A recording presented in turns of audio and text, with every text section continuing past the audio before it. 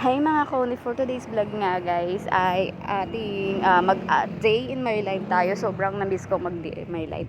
Ito nga, maglalagay tayo ng tempered kasi meron tayong nabiling cellphone, tapos ibebenta natin siya kasi ngayon wala kaming ibang pambenta kasi walang masyadong nakukuhang mga second hand na cellphone. So ngayon kasi may nagbenta yung customer.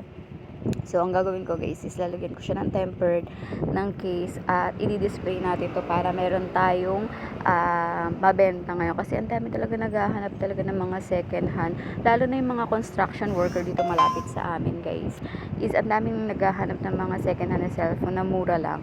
Kaso naubusan na talaga kami. So, buti na lang meron nagbenta nito kahapon. So, ngayon guys is aayusin lang natin ang presentable para mabenta natin siya ng maganda. So, lalagyan natin to ng tempered, lalagyan natin ng case para kumpleto na, may charger na rin to pag binenta natin dun sa customer. Usually, nagra-range lang to ng 2 to 2.5, ganyan lang naman.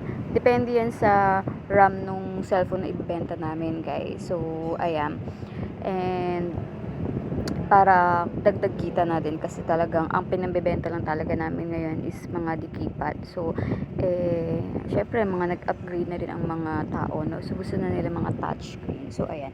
Ganyan lang. Kasimple maglagay ng tempered. So, ayan. I-display na natin to. Ayan. At actually, dalawa yata itong aking lalagyan ng tempered. Yung is na display ko na. Ayan. Lalagyan na natin siya ng price kasi yung mga tao dito kahit na may price na hindi pa rin nila nakikita. So pero lalagyan pa rin natin para mabilis natin siyang ma-offer sa customer at ayan, ganyan lang. Lalagyan ko lang siya ng price tapos kung ilang GB tapos display ko na siya mamaya dito sa stante namin. So ganyan lang. Ngayon kasi sobrang tumal, no? Ang hirap ng buhay ngayon. So, parang ang hirap magnegosyo, no?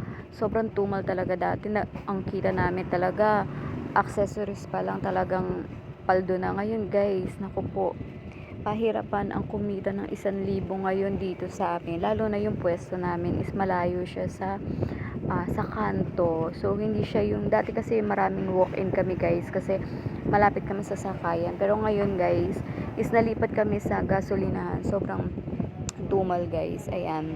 So, ayusin lang natin to, tas display ko na siya. So, ito, na-miss kong mag-update ng a day in my life, no? Kasi sobrang tamad na talaga ako. Lalo pa yung account ko, guys, is suspended. So, hindi ako kumikita. So, nire-reach ko pa ulit yung 14,000 na watch hour. So, sana guys, panoorin nyo to para naman madagdag yung aking 4,000 watch hours kasi talagang bumaba siya tapos nag-suspended pa siya kasi nga parang meron ako na-upload na nagkaroon ako ng violation. Ayan guys, so ganito pag dinisplay na natin.